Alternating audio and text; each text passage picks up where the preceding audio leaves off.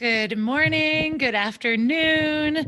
Feel free to throw in the chat where you are joining us from. I am in sunny and hot Denver, Colorado. We are in the 90s this week. Tomorrow it's going to be 100 degrees Fahrenheit. And yeah, it's a hot one out there.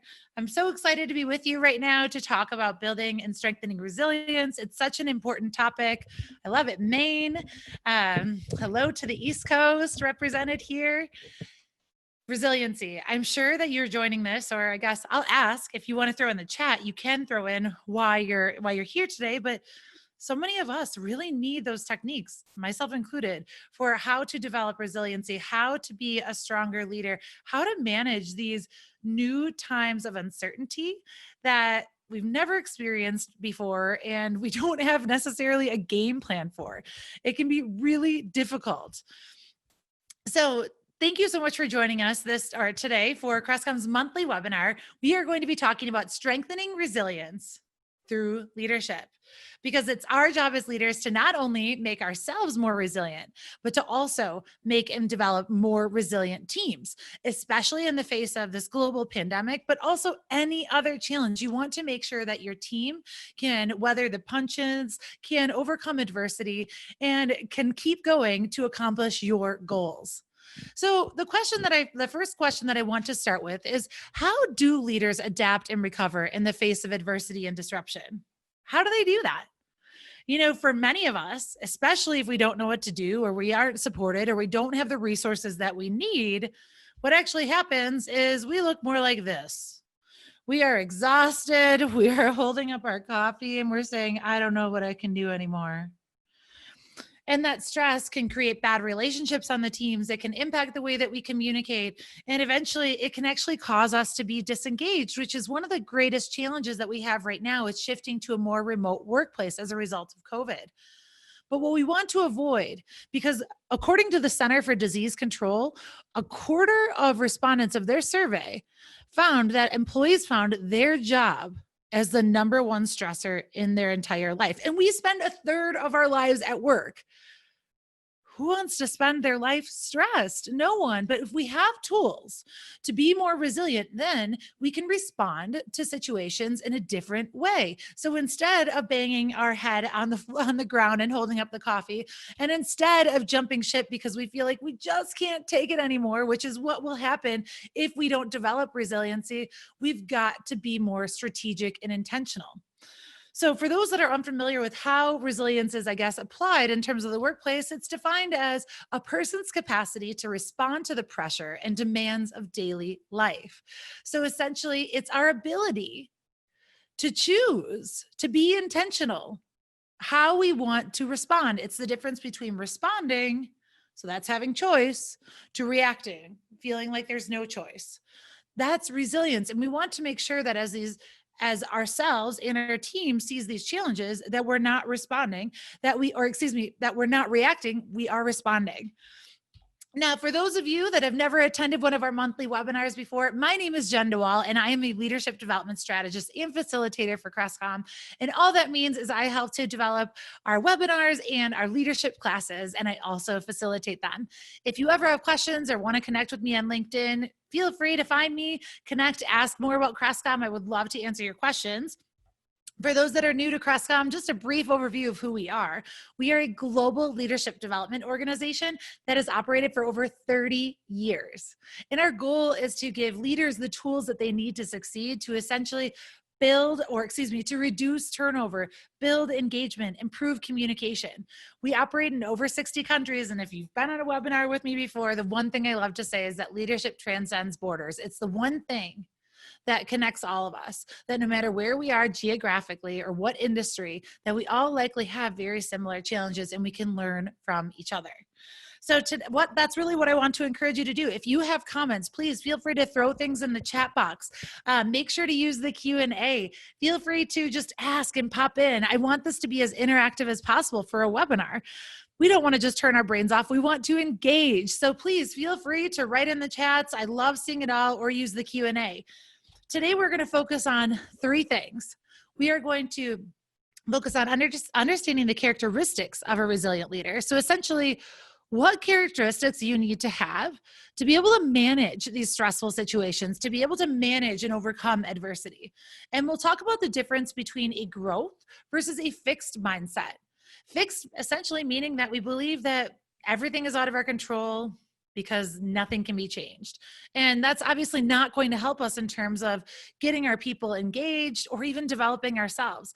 And last, we're going to discuss how we can create a strategy to build a more resilient team and a more resilient culture. So the important thing to note, resilience is how we respond to things, right? It's our intentional choice. It's something that it's an active process that we must work on every single day. But resilient is not toughing it out. Resilience is not just saying, okay, guess I just got to do what I got to do. Resilience is being strategic. It shouldn't be painful. Resilience should give you choice on how you want to manage it. And so resilience is not toughing it out. It's not just saying, well, if I work 16-hour days, then eventually this will be over with. No, it's still practicing self-care. It's still practicing boundaries. It's still working through how we can manage our workload in a productive way that still allows us to be happy, to be mentally secure. Because if we're not, that's when resilience will start to falter. And resilience is a choice. It's something that we can choose every day. We can choose how we respond. We can choose whether we fail and get back up again. It is all on you. And I don't know about you, but I think that's the most powerful thing, to know that resilience is all in our hands. That yes, sometimes, especially when we are very stressed out, it is easy to think, there's no way I'm going to get out of this, or I can't handle this anymore. Those are very natural responses. However, the bright side of that is you can say, okay, I probably can find a way out of this. I believe in myself. And it's important because the world needs those individuals that can say, I'm going to choose resilience. Because as the world moves, grows, and changes with increasing rapidity, the need for resilient leaders increases as well. Globalization has has created a business environment that moves faster than it ever did before. The internet technology has absolutely changed the way that we've done business. So we need to become resilient, and we need to become able to better adapt to changing circumstances, especially ones as extreme as what we're experiencing today with the pandemic. Your organization, whether you own your own business or you're a leader, needs your resiliency to survive and thrive. Your team needs you to be resilient, because if the leader of a team starts to show that they don't think they're going to be able to overcome, I don't know how I'm going to be able to handle this, that's what your employees are going to believe. And then their productivity is going to drop. Their stress is likely going to increase as they're starting to think, I may not have a job anymore. And being resilient, it's a choice, remember. And why should you choose resiliency? Why should you choose to adopt a growth mindset, techniques to be more resilient, to pick yourself up, to let things go? Why? What are the benefits of that? There are many. First of all, sleep. Has anyone on here, feel free to throw into the chat, has anyone ever lost sleep because of work? I like to call that working off the clock, which is essentially when you take all of the emotional stressors or the challenges or the problems from the day, and you just lay in bed and you think about them. You're not getting paid, and they're definitely taking away from your sleep. If we have tools to be able to manage how we approach situations, then we can better place boundaries, like when we go to sleep, where we don't have to focus on that because we can let it go. Also, when we're able to think more clearly, our concentration and memory improves, our relationships grow, our coping skills, so our ability to handle even greater challenges than what we might have today is strengthened. Our mental and physical health, which is just of the utmost importance to be able to manage adversity, to say, I can do it. I trust myself. I believe in myself. I believe in my organization. We can do this. Productivity. And the more productive that we are, the more better we're able to walk through the challenge instead of avoiding it, instead of moving around it. Then we're more productive because we see all the opportunities for impact. And as a result of our productivity, and as a result of seeing that there are ways through, that we're not stopped dead on our tracks, then we can be more innovative. Then we can be more creative. And so ultimately, the benefits of resilience is success, but only if you invest in it every single day, because it's an active process. It's not something that we just do one and done, like, hey, I overcame this big challenge. And to all those people that are maybe a little risk averse or avoiding taking the leap, that is going to be your biggest detriment to resilience, because if we don't take risks, then how will we ever know what we're capable of? We can't survive and thrive in our comfort zone. One of my favorite quotes is that comfort should scare you, because the more that you put yourself outside of your comfort zone, the more likely you're going to stretch yourself, the closer you're going to get to accomplishing goals that are way bigger than yourself. So we talked about the benefits, but what are the traits of a resilient leader? What makes someone resilient? Well, these individuals make self-care a priority. So they are not working 16 hours answering emails at 1 or 2 in the morning. They are setting boundaries between work and life, which is of the utmost importance, as many of us are operating in a remote capacity where it becomes really easy to blur our responsibilities between work and life. We might be working longer hours, and essentially we might feel more productive in the moment, but it's not sustainable over time. Then we start to disengage, which I think is one of the greatest challenges right now, is disengagement, is morale, is connecting with people. Resilient leaders are also thoughtful. They're intentional, right? It goes back to really being present. So not reacting, but responding. They're empathetic. They look at the big picture and they ask people questions with curiosity. They seek to understand instead of putting and implying judgments like I know better than you. Resilience, the more that we can understand a situation, the more options that we have. So if we're judgment and lack empathy, then we may not be creating the thing that we want to. Resilient leaders are also self-aware. They understand how they show up. This is all about emotional intelligence. They understand how they show up and essentially what their attitude, what their actions show to other people. And when they're self-aware, they understand what they're thinking, and they also choose to control those thoughts, because it starts with mindset, as we'll get into in a little bit. Resilient leaders are also resourceful. They might say, oh gosh, you know what? The pandemic really disrupted our whole way that we do business. I guess we're just done. We better close our doors. There's nothing we can do. A resourceful leader says, okay, how can we react to this? Maybe we can conduct all these sessions virtually. Maybe we can adjust our process to make it more efficient. For example, I was working with a group of mental health professionals that had never done any level of virtual care before or telehealth. And as a result of the pandemic, they had to shift their entire business structure to that. Resourceful leaders are able to say, okay, this is what we must do. We're going to figure it out, instead of saying, I guess we're done. Resilient leaders are also action oriented. They don't just talk about it, they be about it. So don't talk about it, be about it. That's what that phrase is. So it's not just saying, okay, well, we'll wait, like hope maybe something's going to happen. No, they take action. Again, it's all about responding. We don't hide, we walk right through. And traits of resilient leaders, the final one is that they are purposeful. So that kind of goes with thoughtful. They're intentional with what they're trying to do. And the reason that we're trying to drive this home is these are the traits that are needed today more than ever. As people start to become disengaged because maybe they're changing their work environment. So maybe they went from an actual office to a home office or working remotely, as maybe people are being asked to do more with less, as layoffs or furloughs have occurred. We need resilient leaders, and it can't just be all on us. We need to create a resilient team. And we can't choose the game. We can't choose the rules. We can only choose how we play. This is where the power is. And I hope this is the message that not only you use to fuel yourself today, but it's also something that you bring with your team. Copy this quote down. Bring it to your team. We can't choose the game. We can't choose that COVID happened. Can't choose the rules. We can't choose necessarily how we operate to some extent, but we can choose how we show up. And that's your choice every day, as well as every single person in your organization. So how do we become more resilient? Obviously, the first piece is that self-awareness. We have to recognize that it starts from within. So the starting line is our own mindset.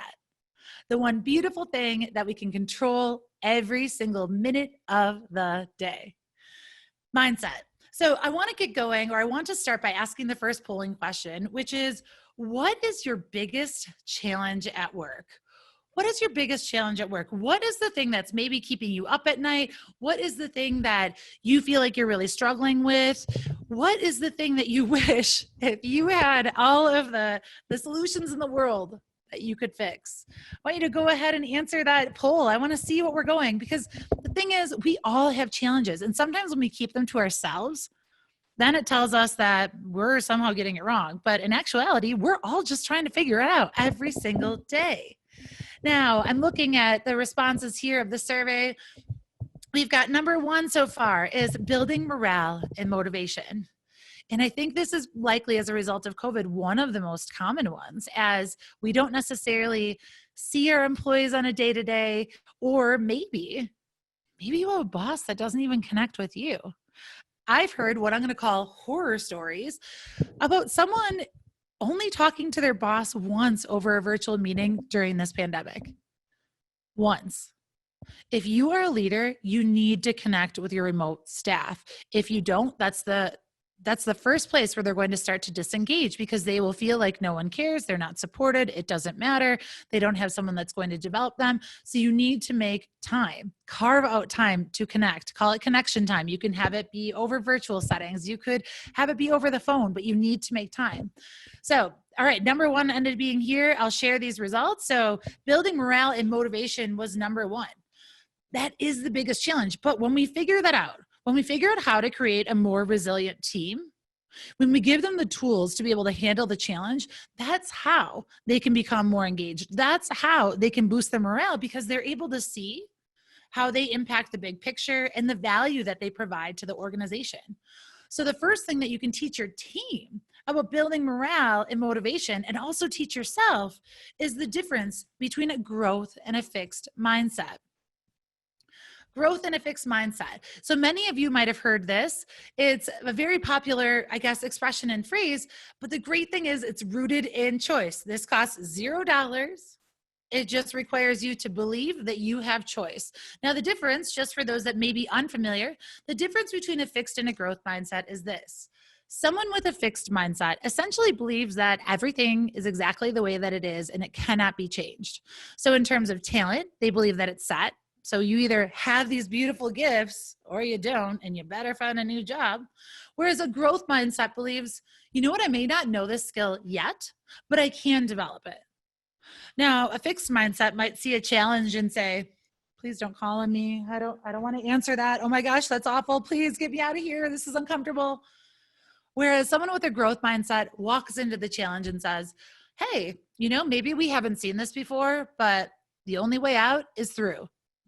Someone with a fixed mindset ignores criticism. Well, that doesn't matter, or I can't do anything anyways. Sometimes ignoring criticism can sound like this. Like, for example, in an earlier part of my career, I once received feedback that I needed to stop laughing as much as I do, because it was impacting the way that people saw me about caring about my role, because I laughed too much. And my initial response to that feedback was, this is me. I can't do anything about it. So I completely ignored the criticism. However, if I had applied a growth mindset, I would have said, oh, and that's using emotional intelligence. That's your social awareness. Oh, okay. I could see why someone would think that. I don't believe that, and I know how much I care, but I also understand that perception is reality. And I really appreciate my boss for sharing that tip with me, so then I can modify my behavior to create more success. A growth mindset gets to choose how we filter that feedback. We can choose what feedback we let in. We can choose how we allow that feedback to guide our decisions, actions, and choices. Whereas a fixed mindset kind of says, woe is me. I have no control over this. Be honest with yourself. How do you respond when you get feedback that may not be as glowing? It's okay if you kind of shut down, or if you go into that fixed woe is me, but you just can't live there. You've got to work to have that growth mindset. Because a fixed mindset, when you believe that you can't change, that's where you're going to give up easy.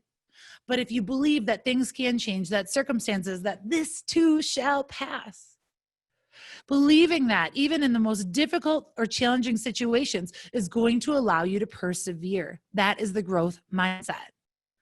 And last, a fixed mindset is one that's going to blame others. They don't want to take responsibility. It's your fault that this happened. We missed that deadline because you didn't send that email. Hey, you know what? Growth mindset. It looks like we have an opportunity to figure out how we can really nail down this process to ensure that this doesn't happen again. It's not a me, it's a we. Fixed versus a growth mindset. So how do we build that growth mindset? How do we develop it? There's 5 ways that we can develop a growth mindset. Starts with embracing who you are. Love yourself, love your strengths. Then letting go of perfectionism. Because perfectionism, to an extent, is actually rooted in a fixed mindset. Number 3, redefine what success looks like. And I'm talking about the true definition of how you measure your own success. Number 4 is setting clear goals. And last but certainly not least, the most important piece of all to building resilience is taking action.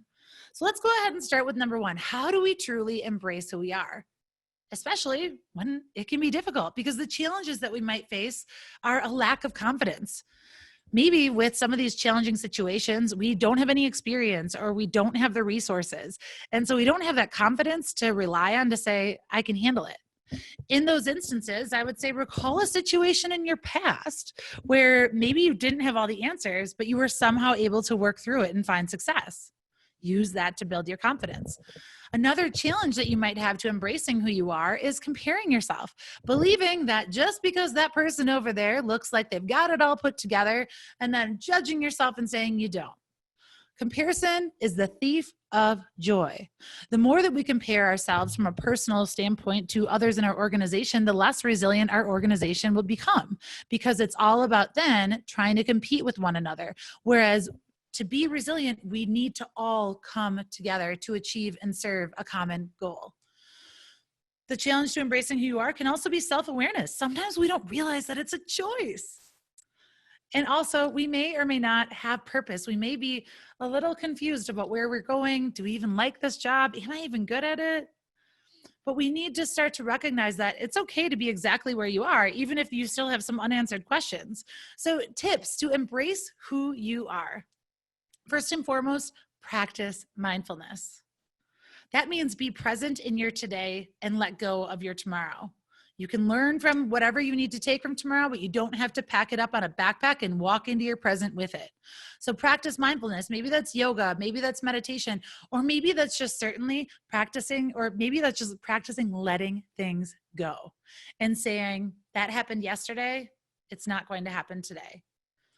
Another way to embrace who you are is to build on your strengths. Too often, I think we were conditioned to really focus on, well, what is your area of opportunity, or what are your weaknesses?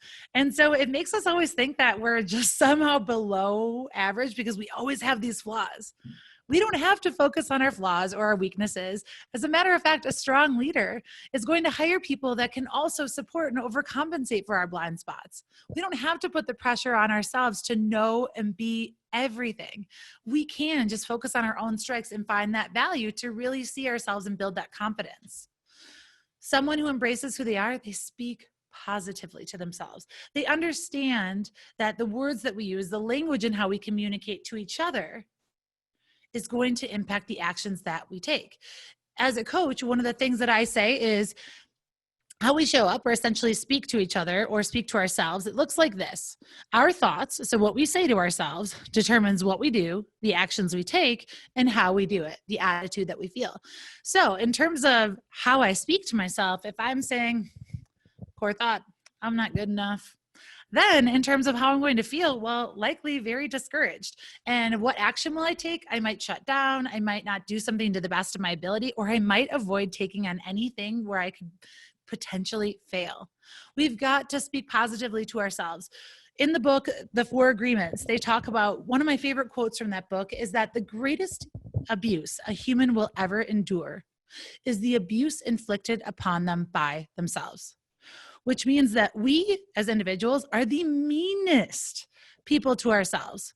And the problem is no one else can hear it outside of you to say, oh, you've actually got it wrong. It's no big deal. So you really need to pay attention to your language, how you're communicating to yourself, because that will ultimately impact how you are as a leader, how effective your communication is, and the ability for you to accomplish those big goals that you should have. Identify your value. That goes with building on your strengths. Know where you place value and continue to seek opportunities to be able to apply it. And focus on the win-win. It's not about comparison. It's about saying, I get my goals, I have my strengths, and I love that you have your goals and your strengths. We're not fighting in the workforce. We need to come together, especially in times of adversity. And last, but certainly not least, if you want to embrace who you are, you've got to stop seeking approval from others. I know that's hard because most of us have been conditioned that way since we were growing up, since childhood. We knew that we needed to try and do well for the teacher, for our parents. And so if I look at our ability and how we get our confidence, I typically look at it like this. We have our biceps. One of these is external validation. So that's our need for approval from others. One of these is internal validation. So our ability to tell ourselves, we've got this going on. That's the embracing who you are. The challenge with how many of us are raised is that we were conditioned to only seek out approval from others. Hey, am I getting it right if my parents think it? Am I getting it right if I'm doing the exact same thing that my peers are? And so we have a very, very strong external validation muscle for our confidence. So strong that we could probably flip cars. So every time someone says, Jen, you're doing such a good job. Oh my gosh, you're so awesome. I'm like, okay, I'm getting it right. And then when someone says, Jen, you didn't do a great job. Seems like you're really failing here. Then I completely feel defeated unless I have an internal or my own internal validation muscle just as well developed that says I can handle it. So ask yourself, do you have a balanced muscle structure with your confidence? Or are you stronger with your external validation and you need to work on developing your own internal validation to say, I did the best that I can? That's a serious question that you need to ask for yourself because it's all within your control. And it's something that will be essential to being resilient. So we're going to go into our next poll question here. And this really comes down to understanding how quickly we can let it go. From the words of Frozen, let it go. It's not that easy sometimes, especially if we feel like we made a big mistake. I'm going to go ahead and ask this question. How quickly do you move on from a mistake? Do you move on instantly? Because I'm jealous of you if you do. That is not me. I am an emotional person and I take that stuff on. Do you move on within a day, a week, a month, or is it hard to let it go? And that's okay to be honest with. It's okay to say to yourself, like, I might really struggle with letting things go, and that might be costing me a lot of things. And this is where I'm generating the self-awareness, so then I can recognize that I have choice to change it. So there's no shame in your game if it's difficult to let things go. That's totally normal, especially if we were raised as perfectionists. Then we feel and we put that pressure on ourselves that we always have to get it right. But the problem with perfectionism is that if we believe that there is some end all be all perfect way to I guess show up, we're completely limiting ourselves because we're saying that we have essentially fixed growth. Here is the end. There's no such thing as perfection. It's a myth. And as a recovering perfectionist, I can tell you life is pretty liberating when you start to give yourself flexibility and grace. But let's check in on these poll results. How well do you move on from a mistake? We've got instantly, within a day, week, month, or I can't let it go. I'm going to go ahead and show those to you. So the majority of people can do it within a day, and that's awesome. But you know what? For some people, it takes a little bit longer. I'm one of those people. But our goal in resiliency is to figure out how we can accelerate how we cope and respond to situations so then it doesn't take over our life. Remember, we don't want to be paid off the clock, which means laying in our bed thinking about our work problems or crying on our commute home because we're just frustrated or at wit's end. We want to be able to manage those so we can look at our life and make it the best that it possibly can be. And the great thing is, again, it's all of our choice. So how can we do it? How can we move forward? The second thing that we can do is to let go of perfectionism. I know that's a challenge. I know that many of us, if you're like me, I've received a ton of success in my life because of my pressure to be perfect. I was able to get great grades in college. I was able to work long hours in my career. But then there's all of a sudden a point where you realize it's not sustainable. 16 hours and not necessarily getting that success and accomplishment is no longer worth it. I'm too stressed. My mental health is impaired. My relationships are fractured, and it's difficult to connect with my team when I'm burnt out. So when we need to let go of perfection, it can be difficult because we might be holding on to past mistakes and failures that are always saying, well, Jen, you really goofed up before, so you're going to have to figure this out now. Or in comparison, just like we said in the last one, comparing yourselves. Well, I mean, but they've got it really figured out and they did it way better than I. Instead of looking at it as, oh my gosh, what could I learn from them? What a great, wow, she had a really great idea. I want to think about that. Instead of saying, well, you should have known better. We've got to watch our judgments that we put for resilience, because then when things do happen, we're more likely to give up instead of keep going. Also, challenges to letting go of perfection are old rules and limiting beliefs. Meaning, do you have rules that you are guided and motivated by that are actually keeping you stuck or keeping you down?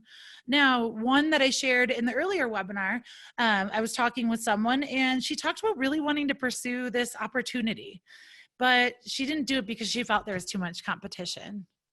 And so if there's too much competition, that means I'm not supposed to do it. Now, that's a rule, right? That's something that we're conditioned to believe, or it's a limiting belief. Or because I'm a woman, I can't ever do this. Or because I'm a man, I can't ever do this.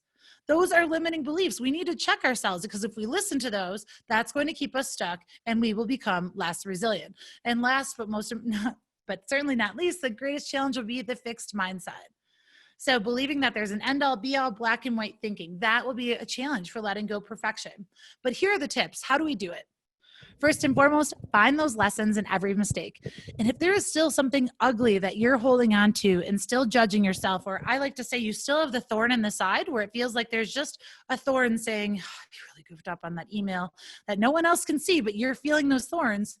Pull out the thorns or those stressors by labeling it and then talking and identifying the lesson. The next thing to do to let go of perfection is remove yourself from the race. The only race that you should be in is one with yourself. How can you be better than what you were yesterday? How can you make those goals that are so important to you come to fruition? And learn to embrace the gray. Now, I know it's difficult. I know that we were conditioned, and I would say again as kids, to maybe have more absolute thinking, right or wrong, black or white. That's, really where we are going. Whereas we have to learn to live in the gray. It's not always right or wrong. It's not always win-lose. We're not always getting it right or failing. There are lessons within all of that, and we need to learn to embrace it. And that's why the next piece that we're talking about will be so important, which is how we define our own success. Another way to let go of perfectionism is to break our projects into smaller tasks. As perfectionists, we might have this new project, and as we start to think through all of the ideas, it can become the most overwhelming thing that we've taken on. And then we put the pressure on ourselves to work those long hours because we believe we have to make it perfect. And we ultimately become burnt out. But what we need to do is start to take off bite-sized chunks. If it's like a snow globe, your whole issue, shake that snow globe and just pull down one piece of snow at a time. You don't have to try and make them all settle at once. The better thing about that is that when you take down one at a time, you can always do the lessons learned. You can say, oh my gosh, how can I modify? How can I change? And that makes you more resilient. And last, love your strengths. Own your strengths, love your strengths, encourage others to love their strengths, and see how you can all collectively and collaboratively work together as a team to align with your own passions. Now, the third thing that you can do to develop a growth mindset is to redefine success. If you're a perfectionist, your definition of success might sound like, I get it right and everyone's happy. And that is actually a very, very hard definition to try and achieve. We need to give ourselves grace and allow for opportunity and flexibility in any circumstance. So we need to think about how we define it. Maybe a definition for success could sound like, I'm doing my best. I'm doing the best that I can every day, or I'm learning and growing every single day. That's about that growth mindset, trying to reinforce that and seeing the opportunity in everything, knowing that we can change, that every day is the new opportunity to start anew. Now, the challenge with redefining our success is that we have that win-lose mentality, because it's that black and white thinking. If we're not living in the gray, then either we're winning or we're losing. And we have to recognize that we're actually winning in more ways than we are losing every time that we learn. And next, short-term view. Sometimes we only look at the short term to figure out if we're getting it right. So if there's a failure that's early on in the process, it can be hard for us to pick ourselves up and overcome that obstacle. We have to play the long game. So it's what I would like to say is short-term pain for long-term gain. We've got to take the long view. And we also need to work on, and this was on the past slide, our own self-awareness. So we, again, need to take responsibility for the pressures that we're putting on ourselves, because that will impact how we show up. And we also need to understand our purpose. How do we want to be seen? What is our leadership legacy that we want to leave? So tips for how to redefine success. Create levels of success within your goals. So for example, if I had a goal of wanting to run a marathon and it was my second or third week of training, the goal might sound like this if I was creating levels of success. There could be the minimum, the middle, and the max. So my minimum level of success if I was training for a marathon this week would be to run 3 miles. The manageable middle would be 6 miles, and the max would be 10 miles. When we can set a goal or a definition and then give ourselves flexibility, then if we only achieve the min, we're still able to receive that celebratory, hey, we still did it. That's going to allow us to build momentum and keep us moving towards our goals. Now, sometimes we need to do that with our team. We need to build in different levels of success. We could also talk about it as good, better, best. And it's okay as long as we're hitting all 3 of these, but we have to learn from them. And you need to own your attitude. I'm sorry if you want to blame your boss, if you want to blame COVID, if you want to blame everything. Yes, there are some really unfortunate circumstances that I hate, that I wish didn't happen. But at the end of the day, the only person that you can control is you, and you have to own that. The blame game is not going to serve you because no one's controlling you. Believe in the comeback. Even if you're in a place right now where you feel like the business is really struggling, or maybe you feel like you're not doing a great job as a leader, this is not your time to shut down and say, I guess, I'm throwing in the towel. No, this is your time to say, you know what? Every day is a new opportunity to change how I want to show up. Play the long game. It's not just about the short-term accomplishments. It is the big picture perspective. Many of you, think about how you got to where you were in your career today. There were likely a lot of twists and turns. It wasn't just a straight line. We've got to play the long game and trust the process. And most importantly, watch your language. Watch if you're telling yourself that you should do something because it's coming from a place of guilt or comparison, and make things a want. When they're a want, there's more energy and inspiration that's created there. If you think about the difference between I should lose 15 pounds versus I want to lose 15 pounds, there's a completely different way that we think about that. And that builds our resiliency. And last, add in yet. So instead of judging yourself or comparing yourself for someone and saying, oh, I don't have that skill. You don't have it yet. I haven't achieved much success. Not yet. Add in the yet, because you are working on it every single day. Just by attending this webinar, you are committing to yourself and you are working on that. Number 4 is to set clear goals. You need to know what target you're working towards. And the challenge with this is that sometimes we have too many goals, meaning we see a lot of opportunity. We have what they say or call paralysis by analysis, meaning we become stuck because we see too many options of things to do. So we need to be sure to be clear about what we want to accomplish, because yes, there's always going to be opportunity. There are always going to be things that pique your interest, but do they all make sense? And should they all be treated equal? No. Other challenges to setting clear goals is when we prioritize everything the same. Holy cow. Have you ever had a workday where you try to make every hour the same or every project the same as the next? We can't do that. We don't have the same level of energy. The more that we work on one, it's going to deplete our ability to focus on something else. So if we really want to make an impact, we need to make sure that we're prioritizing things. If we focus on everything, then we'll likely find nothing. Or said in a different way, we can't be everything to everyone. And that's okay. We need to prioritize them. If you do not prioritize initiatives for your employees, guess what's going to happen? They're going the opposite way from resilience. They're likely walking out your door because they're like, I can't handle this. On Monday, she said this was important. On Tuesday, this was important. Next week, it was this. Can't do it anymore. You need to make sure that you prioritize them. It will help your employees manage their workload and they can become more resilient because it's clear to them what's important to the organization and how they fit into that success. And then the should, and I talked about this before, be mindful of the guilt-inducing words like should and have.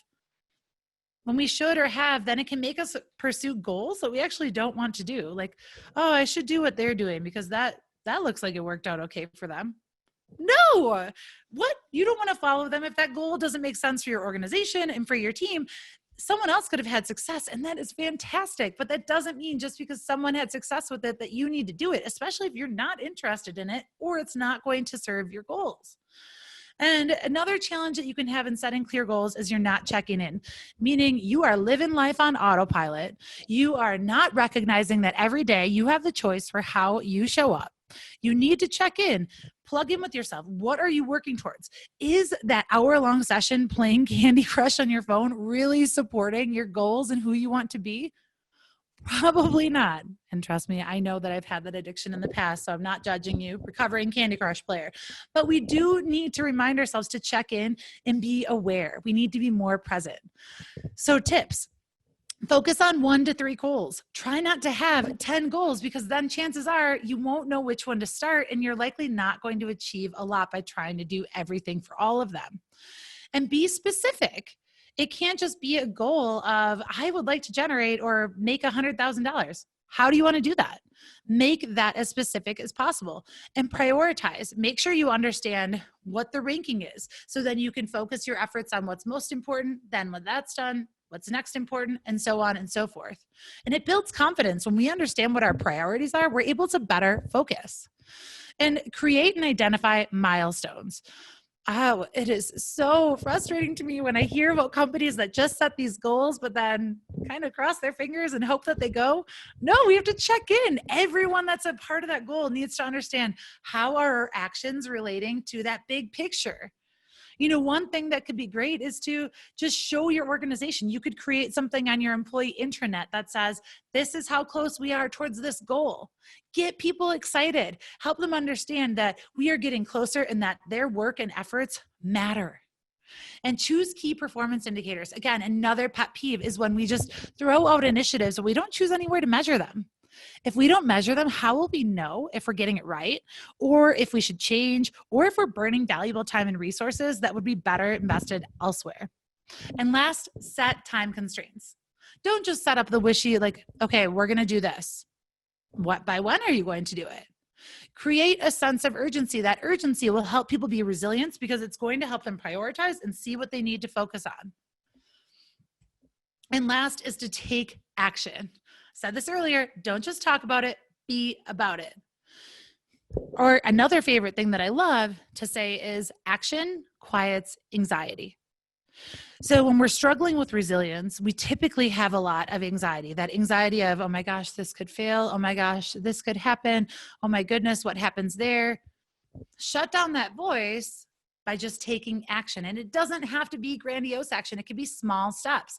And the challenges that people have with taking action can be your own confidence, your belief that you can get it right or you can overcome. And it can also be listening to those past failures and allowing those failures to determine whether or not you can create success today. If I had listened to the failures that I had earlier on in my career about smiling too much, about laughing too much, and really taking that on, I don't think I would ever be in leadership development because I would have believed myself like, I don't know, Jen, no one can take you seriously. So we need to understand what to leave in the past and what to bring with us. And another thing that can challenge our ability to take action is our own decisiveness and also fear.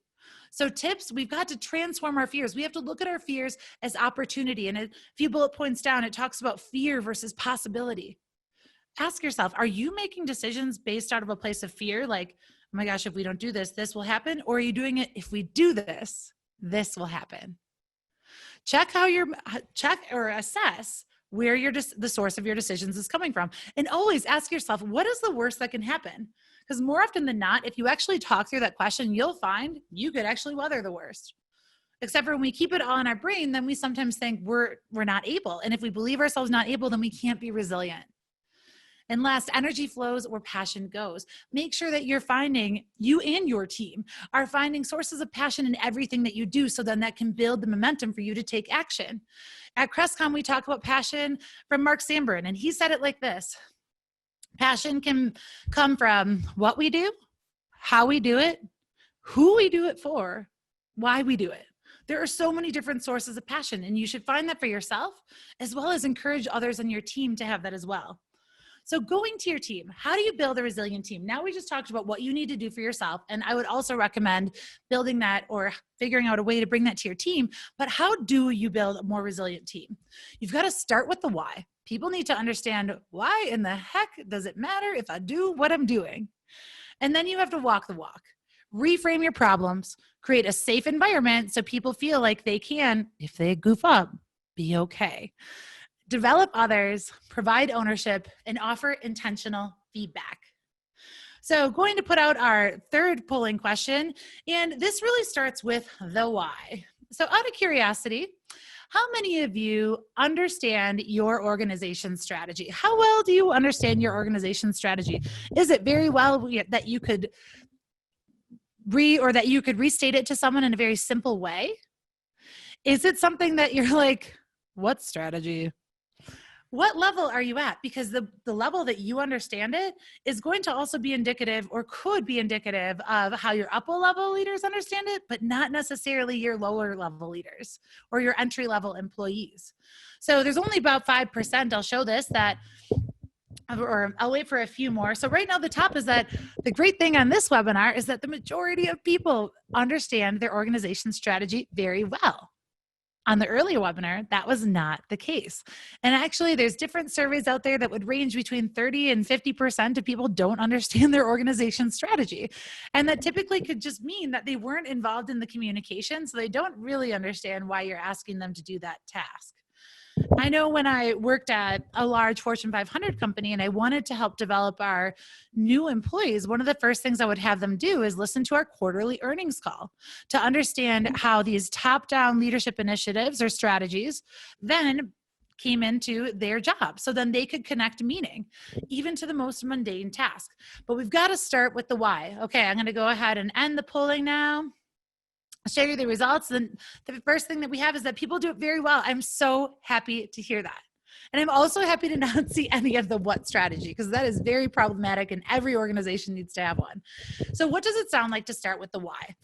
You need to inspire the vision and set the stage, even if things are tough. Like, despite the changing environment right now and the great deal of uncertainty, we are still working towards this goal of connecting with more people than ever, if that's your vision. You need to set the stage. Acknowledge the fears that people have. Don't pretend they don't exist. The more you acknowledge them and show that you have a way that you're going to address them and overcome them, the more everyone else can be resilient and come along that journey with you. Also, share the big picture. You don't want to be the only one that can see the sky when everyone else is just looking at the ground below. You want them to be able to see it too. Let them know what they're working towards, and create a plan.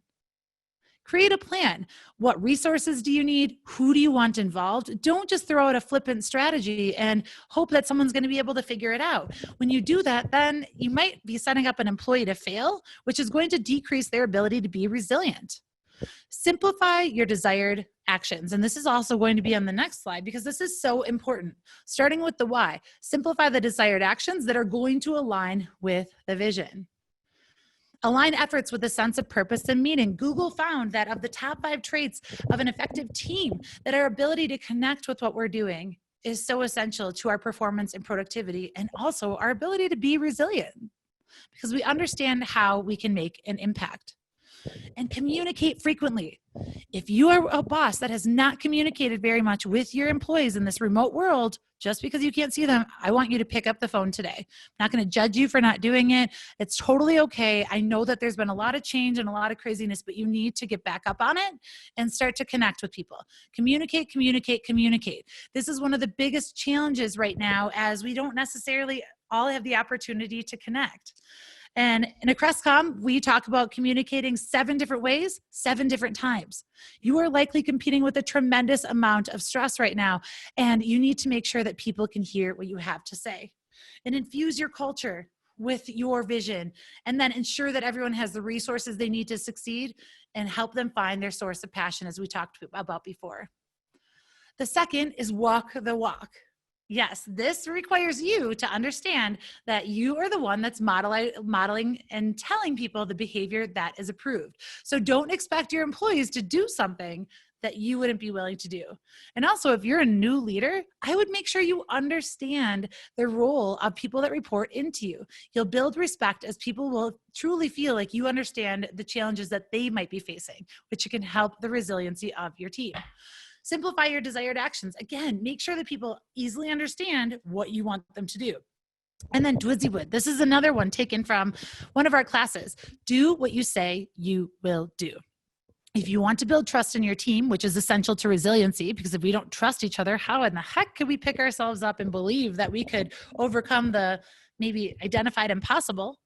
You've got to do what you say you will do. Follow through on your commitments. Otherwise, do not make them. Face your challenges head on. This is not about avoiding them. If you're someone that maybe shies away from conflict, I think this is a great opportunity to think, okay, how can I educate myself to become more confident? Because if you don't face challenges head on, that's another way that you're creating more fractures in your organization and team. And be consistent. It is so difficult if you are an employee to manage someone that is inconsistent with their behavior, with their attitude. No one wants to work for someone that has a Dr. Jekyll and Mr. Hyde complex. They can't trust you and they won't understand how to communicate and work with you. And make sure that you communicate your expectations and stay away from office politics and gossip. You do not need to judge someone that maybe did something ridiculous over the weekend or maybe made a mistake.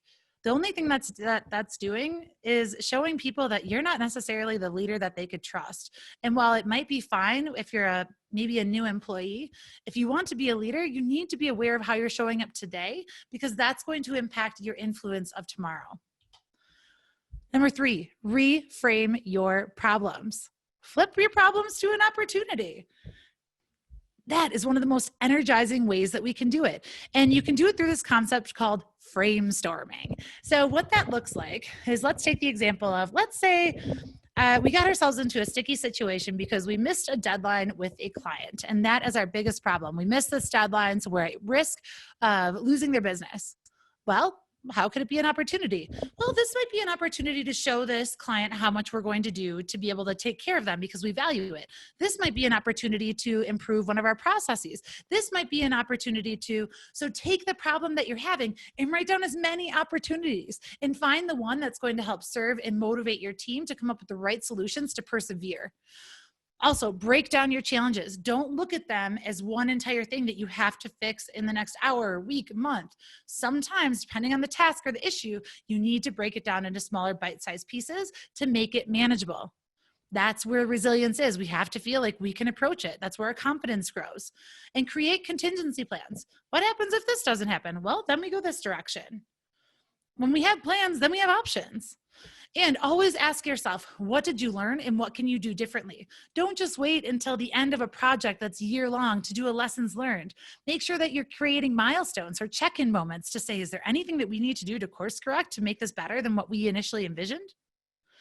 And brainstorm bad ideas. Now, this is a great technique for it to do as a team, because then it shows people that, hey, anyone can throw out a bad idea. It's not the pressure of getting the right one. We're just throwing out all the bad ideas that we may not want to happen. Number 4, create a safe environment. Psychological safety is of the utmost importance, especially right now with the pandemic and people feeling like they will be healthy going into work, but also with the social unrest that's happening in terms of people being free from discrimination. You as a leader are responsible for creating an inclusive space for everyone to thrive. And I don't care if they have mental health issues, I don't care if they have stress, you need to take care of them. It's not your time to judge them for having them. It's your job as a leader to create a safe space for them to thrive. So be respectful and empathize and practice curiosity. You don't necessarily know what anyone's going through until you walk a mile in their shoes. And ask for input. See if they have different ideas. If they're having performance issues, ask for them to come up with or help come up with solution. And make sure to hold space for open conversations. If they have to talk about a difficult conflict that they're having, that's okay. You're the leader and you want to try and help them manage that, because that's where their resilience comes from. You don't want people to just keep that inside, because that's when they'll start to shut down. Encourage collaborative conflict where they work together and share both sides, and set expectations and rules together. A team can work so beautifully if you're all in a room and you're saying, okay, this is how we communicate to each other when we maybe don't get along. This is how we communicate when we have a miscommunication issue. Set expectations for how people are supposed to show up. That again is going to reduce ambiguity, and then it will help them become more resilient. And of course, in a team, play outside of work or create opportunities throughout the workday where you are truly just having fun getting to know each other. The more that people know each other as humans, the more they'll see each other as humans, and the more likely they'll form a stronger bond. Number 5, develop others. But you know what? That's got to start with you. If you don't believe in reading, if you don't believe in podcasting, if you don't believe in developing yourself in any way, do not think your employees, unless they're self-motivated, are going to go above and beyond. You've got to model that behavior, and you're doing yourself a disservice if you're not, because you deserve to keep growing. As a matter of fact, if you're not growing, you're dying. It's your job to live every day to the fullest, to understand and see all the opportunities to make your life the greatest it can be. So how to develop others, incorporate development into team meetings. Maybe you take 5 minutes to share a concept or a news article to help educate people to think differently. Show your people that you care. And this is especially important for maybe organizations that don't have a large budget. You can create small opportunities and still develop people and show them that you care. You can also create a team's strength list. Look at all of the great things that your team can do. And then maybe look at some of the blind spots and say, hey, how could we cross-train and share this information? The more people in your organization that know or have a particular skill or understand a process or part of the business, the more able you will be to sustain when times are tough. And encourage individual development time. I know from Crestcom, one of our students in their organization, they do at least an hour to 2 hours a week of personal development time. And that's where the company lets them listen to a podcast or read a book, because they really do want them to focus on making themselves better. Because then they know when the employee is making themselves better, that the organization will yield that return. And mentor, and also assign stretch assignments. If you're noticing that your top performers are starting to kind of check out because they're not feeling challenged, that's a great opportunity to assign a stretch assignment. And invest in training. Invest in training. Create opportunities that for people to grow. Number 6, provide ownership. We are all adults, and for the most part, I would argue that the majority of people actually want to be treated that way and want to make a difference in your organization. So give people the opportunity to show you what they're truly capable of. And you can do this by providing ownership. First and foremost, delegate. You as a leader do not have to do everything. You've got to take actually some of that work off of your shoulders and delegate it to A, help other people develop, but B, allow yourself to then develop yourself by focusing on something greater. Provide autonomy and decision-making power or authority. Give people flexibility. Let them choose the how of a task. No one wants a micromanager. And hold them accountable. Do hold them accountable. You don't necessarily have to tell them how to do something, but you can hold them accountable to doing it. And allow them to struggle. Sometimes our resilience, our strength really comes from having to struggle. And yeah, it's not easy. But the benefit on the other side is that we've become stronger. We learned how to see a situation in a different way, and so on and so forth. And last, drop the rope. You've got to allow other people to thrive. Stop putting the pressure on yourself to know all the answers, to have everything figured out just because you can do it the best. You've got to allow other people to figure that out too. And the last thing to build a more resilient team is to assume positive intent. Assume that all of your employees really want to do the best that they can for your team and organization. And be specific. If you do have feedback, be specific with what you want to see. It can't be something gray like, you could communicate better. Well, what does better communication look like? Be specific and connect feedback to the big picture. Hey, if you communicate like this with our clients, then we're likely to get more referrals. Show how their behavior could make a positive impact. And focus on performance, not personality, unless it's a true personality issue that's causing conflict. But sometimes we have a tendency, because of our own affinity bias, to want to connect with people that are most like ourselves. And then we can get feedback if they're less like us, which does not make sense. And it's the opposite of creating an inclusive culture. So you need to focus on performance and acknowledge successes. Make sure to show people that. I'm not talking about the sandwich method of saying good, bad, good.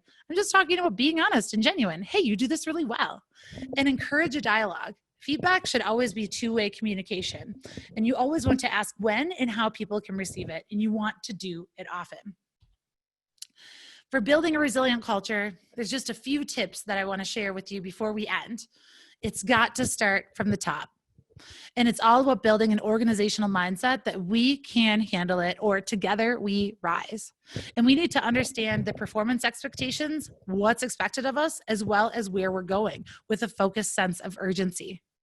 And if we want to have a resilient culture, we need to be transparent. We need to show people all of our cards if we can, so they understand how they can approach a situation. And we want to pay attention to the pulse or the voice of the culture. Make sure you're not ignoring it. If people are starting to get burnt out because they can't handle it, avoiding it is not going to be the way to go. And create policies that support resilience, embrace change, and face problems before they become big problems. A modern definition of resilience: advancing despite adversity. And to conclude, I'm going to share with you a Chinese parable. Here's a story about a Chinese farmer who used an old horse to till his fields. One day, the horse escaped and ran far into the hills. And when the neighbors found out, they sympathized with the farmer, saying, "Oh, what bad luck." And then the farmer said, "Good luck? Bad luck? Who knows?" A week later, the horse returned with a herd of horses from the hills. And this time his neighbors congratulated him. And the farmer said, "Good luck? Bad luck? Who knows?" Then, when the farmer's son was trying to tame one of the wild horses, he fell off and broke his leg. And his neighbors thought that was awful luck. But the farmer said, "Good luck? Bad luck? Who knows?" Some weeks later, the army came into town and they tried to recruit all the young and able-bodied individuals. And when they saw the farmer's son and his broken leg, they let him off. Now, is that good luck or bad luck? Who knows? The moral of the story is that everything that seems on the surface to be evil may actually be good. And the things that might seem to be good might actually be bad. So we must bear all things, all circumstances, all challenges that life brings with resilience, with an attitude that this too shall pass. And just a reminder, the struggle you're in today is developing the strength that you need for tomorrow.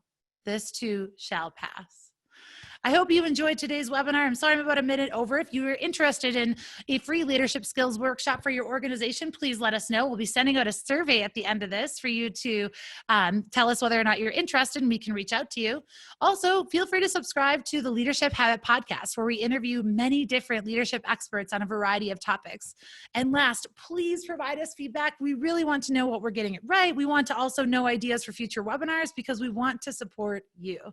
Thank you so much for your time, participation, and engagement. It was so great to spend this last hour with you, and I hope you have a wonderful rest of your day. Bye.